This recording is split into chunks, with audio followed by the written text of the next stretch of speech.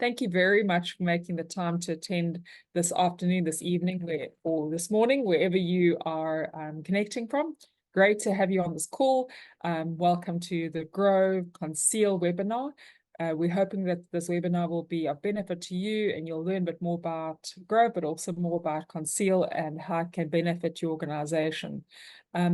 We've been working with Conceal for quite a while now already. Our customers who have taken on Conceal have seen great benefit of using Conceal, and also with Conceal making great changes and improving their products constantly. It's really been a great partnership for us and for our customers. Bit more about Grove before we get into Conceal. So Grove, we've been around for the last 19 years, selling cybersecurity security across Africa and the beautiful city of Cape Town, where I sit currently, but also into the rest of the world. We've got a large footprint in the Caribbean, as well as in the UK and in Europe. So we pretty much work across the entire region, or entire globe really right now. We're the leading Darktrace partner globally and have been for 3 years. We've got a 3-year standing of leading Darktrace partner, and work very closely with our other vendors, obviously including Conceal. So without further ado about our product and our company and what we do, I'm going to quickly just give you a quick brief rundown of Conceal, but actually then I'm going to hand over to the expert to speak. So Rob on the call is going to take us through what Conceal can do for your company and what they've done for other organizations. We've been lucky enough to sell to clients who've, as I mentioned, have benefited greatly of the product, such as Toyota Tanzania. And Toyota Tanzania's IT managers joined us in the call previously and couldn't stop talking about the benefits that he's reaped from making use of the product. And Conceal, really obviously being a browser extension, very easy to deploy, easy to set up, really is something that you can get value out of literally from day one when you start installing it. So without anything further from me, I'm going to hand over to Rob, and please ask any questions. I'll be monitoring the chat section. Please ask questions if you need to ask anything. I'm hoping this will be a conversational session. If you do want to ask questions, please do. We can stop Rob at any time to ask. It's not a terribly technical product, so you're not going to get lost in the technical terms. So it will be useful for everyone to ask questions as well. Anyway, without further ado, I'm going to hand over to Rob. Thank you very much. Thanks for making the time, everyone. Thank you so much, Bianca. Appreciate it, and really appreciate the part. Tremendous traction, great partnership, and looking forward to meeting more customers, and hopefully you find some value out of today's webinar. So my name is Robert Inicello. I am the Senior Vice President of Global Sales here at Conceal. Prior to Conceal, I spent 7 years at a phishing defense company called Cofense, where we would train people how to spot phishing emails by sending them simulations and really try to decrease that click rate. But what makes me so passionate, I think, about what we do here at Conceal is that, you know, no matter how great of a security awareness program you have, that click rate is still going to be in the single digits, right? We saw world-class programs. We used to do awards every single year for the customers that had the lowest click rate in their phishing simulation programs. And it was consistently 8%, 9%. So if you think about that, that's tremendous. Usually customers start at a 30% click rate, and getting that down to under single digits, or single digits rather, is a phenomenal feat. But if you know, it just takes one, right? So what Conceal is doing is we're really protecting the human in the browser, right? The initial access point for a lot of these phishing attacks. They get a link, wherever that link comes from, they click it, the browser is invoked. We scan that link in under 200 milliseconds, and we will protect that user from that potentially harmful site. So we'll get into more of that. But again, I love that we are really truly that last mile, that if a link gets in your organization, a user unfortunately clicks it because they're working too quickly, you have Conceal there to have your back. So With that said, we'll go through a couple slides and then a demonstration. And I'll show you something very exciting that's coming out very shortly, which is our mobile protection. So something customers have been asking for. But without further ado, so this is some of our leadership team and some of our advisors. So I just wanted to go over this very quickly. Gordon Lawson, he is our CEO, former CRO at Cofense, at Range Force, at Reversing Labs, former naval officer. Jason Schiffer, who was our SVP of Technology.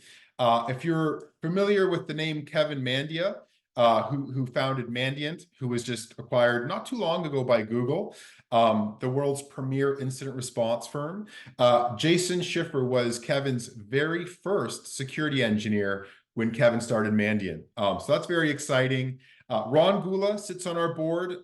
He is also the co-founder of Tenable.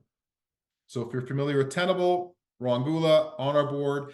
And on the right side, you see some of our advisors. So the folks of Mark McLaughlin, Palo Alto, he's on the board of Qualcomm, Anthony A.J. Johnson, former deputy CISO of JP Morgan and others. So just some really good security pedigree overseeing what we're doing here at Conceal. Okay. So what I've got here is this is actually, so there's no Gartner Magic Quadrant, by the way, for browser security right now. It's a relatively new concept. We never really thought that we had to secure the browser, right? We've got firewalls, we've got spam filters, like we've got all this other traditional technology. But if you think about it, the web browser really is the window to the internet that your users are spending a lot of time in. So why wouldn't we secure that? So what I've got here, this is a Gartner Security Radar impact report they released just last year. And basically what this is they look at the security landscape and they try to identify what is the new emerging trends, what is going to be the disruptive security technologies that they predict. And they've got, as you can see, enterprise browser and browser extensions as making waves over the next 1 to 3 years. If it's anything that we've seen, I mean, we've signed over 450 customers in just around 18 months. So browser security is definitely taking off, and we expect this to be a very disruptive category in the coming months and years. So very exciting place to be. But again, why secure the browser? An interesting stat that I like that I put here is from Forrester. Business users today are spending 75% of their working day inside of the browser. Think about it. Almost a decade ago, when we wanted to boot up an application, we would double click it on our laptop and it would start on our laptop and we would work out of that. Today, all of that's shifted to the cloud, right? So people are logging in through their browsers to access work applications, whatever they have to do to get their job done, it's in the browser. And not only that, traditional phishing comes through email, as we all know. I think a lot of customers are doing some good training there. They've got some good email technology there. Despite all that, phishing emails are still hitting the inbox. So that's still an issue. But even bigger than that, phishing links don't just come through email anymore. My phone, WhatsApp, text messages, I'm getting links all day long from phishers, right? From the threat actors. So more than ever, your user base is getting bombarded with all of these links, and they have to be right 10 out of 10 times to hover over that link, make sure they don't click it. So they're never going to be right every single time. So that's what we do here at Conceal. In the event that that user clicks that link, what happens, the common denominator is the browser's invoked. A new tab opens up in whatever browser they're using. We don't care. We're browser agnostic. We'll have an extension for every browser. When that browser opens up, we very quickly scan it and we apply over 60 threat intel feeds. We have our own AI and ML that works in the background. And essentially, we're using a very sophisticated set of heuristics to look at that page as that page is loading. And if it's doing something weird, like a lot of redirects, we look at a whole bunch of different markers and we think something doesn't look right, we're going to isolate that site to ensure that user's protected. And I'll get to that on the next slide. But my favorite part about this right here, and the reason that we chose to be an extension in the browser that your users know and love, is that it deploys silently You don't need to train them on it. It just appears in their browser as an extension, and it's automatically providing value. The very next link any of your users click on, we've scanned it. So very rapid time to value, low friction and impact to your end users. It's something you can deploy at a very significant low cost and provide a very extra needed layer of security. So just to wrap it all up before I get into an actual demo, starting here on the left-hand side of the slide, your user gets a link, whether it's a social site, it could be LinkedIn. How many times have you got a link on LinkedIn? You click it and you get the message, are you sure you're going to a third-party site? So whether that link came from, I could share one over Zoom right now, that's potentially harmful. So regardless of where that link comes from, when they click it, the browser opens up, that's where our extension sits. And in under a blink of an eye, they won't even notice it. We're making one of 3 determinations. The very first one is, hey, this site is safe. We've ran it through all of our threat intel, all of our heuristics. We looked at that page as it loaded. That site right now at this point in time is safe. What we do there is we'll step out of the way. We'll let the user go to that site like they normally would. So that's very important to understand. We are not going into isolation mode. There's no RBI. There's been a lot of players in the market like Menlo that do RBI, which is always on isolation. That has a very poor user impact, very poor user experience because everything is slowed down. There's a lot of lag, a lot of latency. And let's face it, the cost is very expensive. So the way that we do it here to keep our costs low and pass it on to you, the customer, is again, if that site is safe, we'll let the user go onto it. No isolation, no lag, no latency. Now, if that site is bad, right? I said we have over 60 threat intel feeds. If a link gets through your stack that's actually bad, known bad, we'll block it. We obviously don't want them going to that site, so we will block that site. But also what's very interesting and exciting is we've recently introduced into the extension content filtering.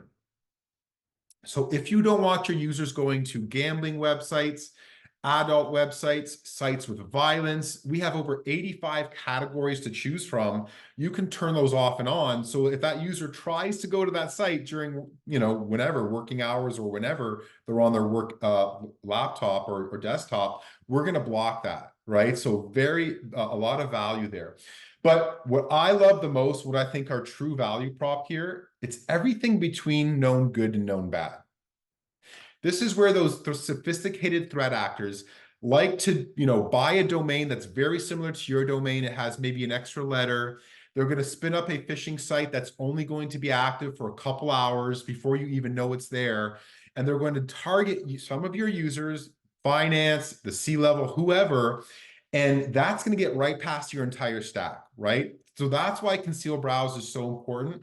If we can't say with absolute certainty that site is safe, but it's not bad, it's not known bad, it just has a few things about it that look off, that's where we take a better safe than sorry approach. And we will actually let the user go to that site, but we've spun it up on our server and our cloud in a sandbox environment so that no malware could ever automatically inject and download and get on that endpoint and into that network, your network, ransomware, command and control servers, siphoning your data. It is air-gapped, so it will never get off our server and our cloud and into your network. So that's one value prop. The second is if we detect a fraudulent login page, which usually this is where these sites like to hide, we disable keyboard input. So the user, even after all that training that you've put them through, they click that link, they go to that, what looks like a OneDrive login page, and they try to physically put their username and password in, we won't let them. Why is that important? Well, I said I spent 7 years in a prior life at a phishing detection company.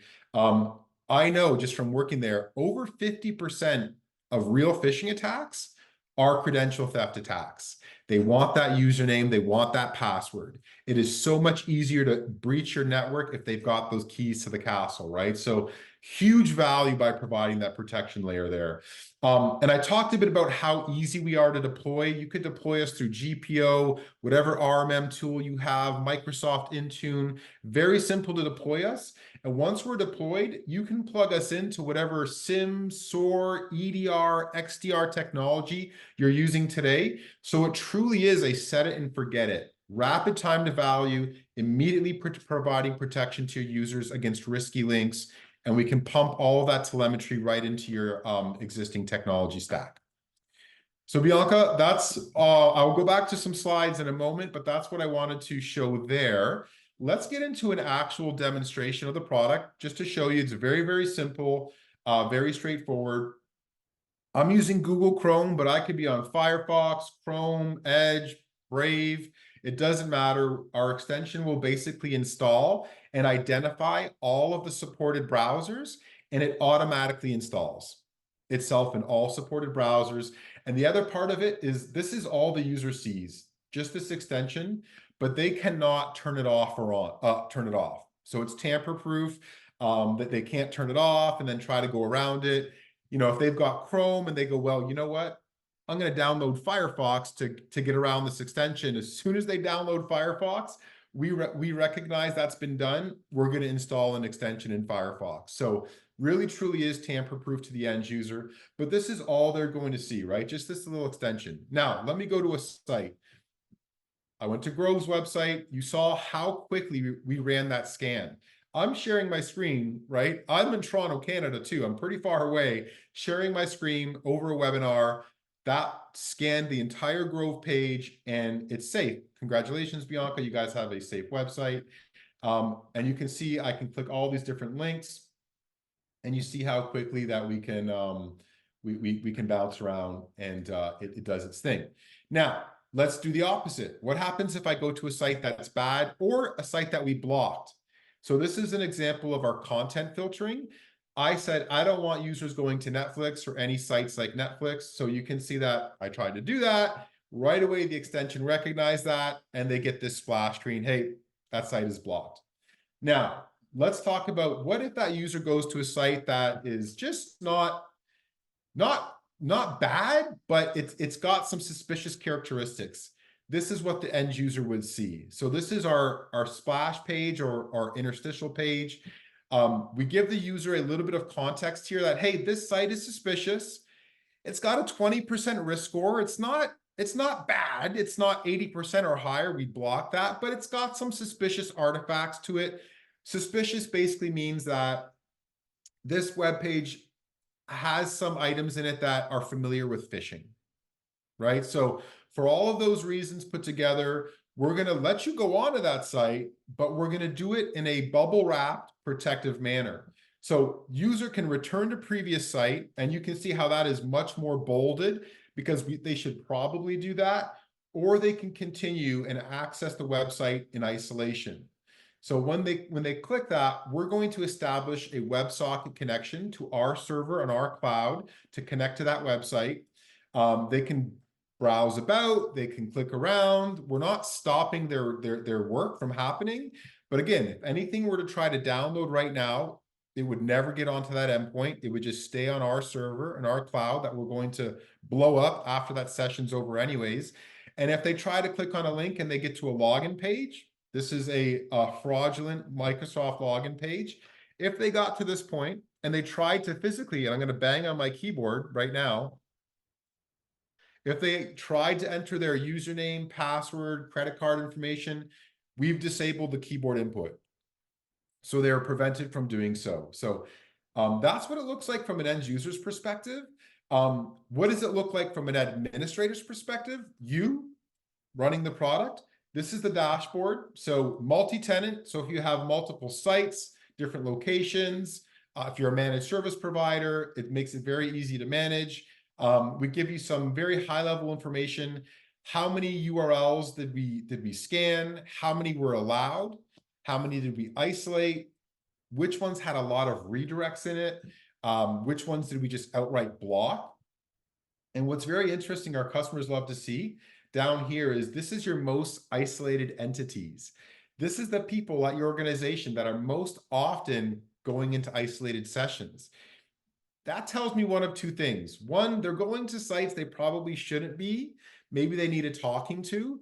Or two, these are your very highly attacked people, right? They could be under attack frequently. So it's good for you to know that, to put them through more security awareness training, to make sure they've got some more security around them. So a lot of our customers love that. Also in the product, if maybe you wanted to spin up an isolation session on demand, you could do that. So an example here is a user forwards you an email saying, hey, Mr. or Mrs. IT department, I think this email is a little bit risky. Can you take a look at it? You could grab that link, open an on-demand isolated container, put it in there, do your research, and respond to them. So that's just a really nice feature to have. We include a lot of reporting here, top isolated URLs, top isolated people, etc. From a policy perspective, you can do allow and block. So if you wanted to allow, for example, your internal sites, you can easily do that here, and you can do it in bulk as well. So it's very easy to do that. Bulk upload, add one at a time. And then I talked a bit about the new feature, which is content filtering or content blocking. So we've got 89 categories you could turn off or on. So if you want to prevent people from going to certain websites and categories, you can very easily do that. So I think that provides some of our customers find budget from other tools that they're paying for right now to purchase it for this reason, and they also get the added benefit of the phishing protection. So just something to think about. Users do have the ability to send you feedback. So if they go to a website, they can right click and they can say, hey, I think that this website should be allowed, or they can provide you some very easy feedback here, and you would receive that right here in the feedback session. So you can approve it, deny it. And then last thing I'll show you here is we've spent a lot of time integrating Conceal Browse into the different products you might have already purchased, so you can get a better ROI on that investment. So we've got pre-processed plugins. So if you've got Cisco Umbrella, a Cisco Web Gateway, a Fortinet or FortiGate appliance, we can plug in with those tools, make sure that we're not tripping over each other and that everything works seamlessly. And then from a post-process perspective, this means basically, how do you get that telemetry of all those users that are going into isolation? Because that's valuable. If people are going into isolation, that probably means that they're being attacked. How do you get that into your Azure Sentinel SOAR? Or how do you get that into your Sentinel-1 EDR? So Splunk, for example. So we've built some very out-of-the-box integrations, very simple to do that. Now, being mindful of time, I did want to show one last thing. I was talking to Bianca before. We do have iOS mobile support coming out. We're launching the beta end of June, early July. So if any of you have a large iOS device population at your organization, a lot of our customers have been asking about this. We'd be happy to put you on the beta and get you testing it. But I will play this for a couple minutes and then.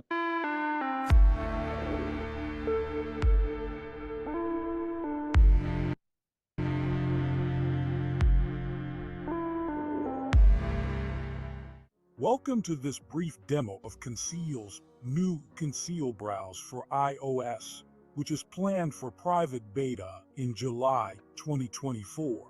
This will enable the Conceal Browse extension to be installed in the Safari browser on iOS devices. A Conceal app is installed, which enables the extension to be enabled by going into Settings, scrolling down to Safari, then Extensions, where you will see Conceal Browse. We will click on Conceal Browse and enable the extension in Safari. Currently, users log into the extension similar to the desktop experience, but we are working on conforming to Apple's iOS authentication guidelines. Now that we are logged into the extension and it is active, we will test some known malicious sites. Here is one spoofing a United States Postal Office tracking site to steal information, with Conceal stepping in to warn the user and only allow access in a safe remote isolation mode. Users can see decision and site information for the isolated site, or submit feedback to administrators to request allowing or blocking a site. Now we will try a few more sites from the phishing feed, which immediately block and only allow access in isolation. Again, users can review risk and decision details for the site and choose to go into isolation. We are working to ensure that our remote browser in isolation will detect that the device is iOS and render the screen for optimized viewing experience. Using this website link in the extension pop-up allows users to check Conceal Browse on any site, just to be safe. Finally, we are seeing the Conceal Browse extension running in Safari on macOS, which we plan to release shortly following the iOS beta. While it's true that Apple thinks different, we aim to provide the same safe browsing experience Conceal Browse customers have known to trust and love. This concludes our demo of Conceal Browse on iOS and Safari. All right. So there you go, iOS and Safari coming out. I did mention we support all browsers. So that's all Chromium-based browsers. That's Chrome, Edge, some of the privacy browsers like Brave, and Safari is the last one, and that will be coming out when we launch iOS support in late June, early July. So with that said, Bianca, I mean, do we want to maybe, what do you think is the next? Yeah, we have some questions. Yeah. It's okay if we quickly run through the questions. Are there policies we can set up for certain end users to access specific websites? Example, marketing needs to access social media sites, etc. So I think the question was, are we able to allow list and block list certain sites so certain departments can get to them? So even do grouping of certain users are allowed to access certain sites, etc. Gotcha. So we can do allow and block listing of sites. That's easy. No, we do that today. As far as providing different policies by groups of users, we are working, that is on the roadmap. That is coming out in the next few weeks to months, where you can actually have groups, our executive team, our marketing team, and they'll have different policies by groups. Right now, today, what our customers are doing is they're actually leveraging the multi-tenancy that I showed. So you can create different tenants for those different groups, but yeah. But otherwise, you would do for individual users. Would that make Correct. sense? Okay, Yes. right now, okay. Okay, the next question, would block sites send the admins a notification on the site that was blocked and the user is required to have access to, that the user is required access to? So would admin receive notification that the site's been blocked? Yes, there would be a notification in the dashboard that you could receive. We are setting up email notifications coming very soon as well, so you could turn that on so you get an email. But that would all be pushed into the dashboard. And if the user wants to request a site be unblocked, for example, they can also submit that feedback directly to the admin. So it would report, so would there be a history of, for example, me logging into sites that shouldn't be, or trying to access sites that shouldn't be accessing? Would there be a kind of a record kept of blocked sites? Yes, there is a record catch of blocked sites. And it's obviously recorded to that specific user. So I'm accessing sites I shouldn't be accessing at 10 o'clock at night, for example. That's right. Yeah. Okay, cool. Would Android OS be supported for Conceal Browse? So yes, iOS first, coming out late June, early July, and then we're going to do Android right after that. So later in the year for Android, but summertime or June, July, we'll have iOS support. Okay, fantastic. We're upside down. We're in winter time, so yes. Well, on this side of the planet, yeah, over here in Cape Town. Thank you very much, everyone, for attending. I'm going to give you a minute back in your day, hopefully. But if there's any other questions, does anybody else have anything else that they'd like to ask? You're obviously welcome to email us as well, and we'll be sending out the recording of the session and also some more information regarding Conceal. And we will be in touch with everyone on the call that attended. Thank you very much for making the time to attend. Thank you all. Oh, hold on, there's one more question. We got it. Is bring your own device environment, sorry, in a bring your own device environment, could you turn it off on at certain times? So obviously, could you have like a time bracket? So after 5 o'clock in the afternoon, you want it's your own personal device. Interesting question. I know we have the ability to turn off the extension on and off for certain users, so you could do that. But as far as a time frame, that's something I need to take back and get you a better answer on. Great. I mean, let's set up a demo. We'll bring an engineer on. We can dig into all that. But yeah. Thank you very much. Thanks for the user for asking that. I will definitely, or for the attendee for asking, I will reach out as well and just make sure that we can get a response to that. But as we've been saying, Conceal has a great team of developers, and they're constantly engineering. And if you wanting any additional like tweaks and changes, it's something we can definitely bring to the table and have them look at it, making improvements and enhancements. Thank you very much. Thanks for the questions, everyone. Thanks for your time, Rob. Thanks everyone for attending, and I hope you have a good rest of your day. Take care. Or Thank you. evening, wherever you may be. Thank you very much.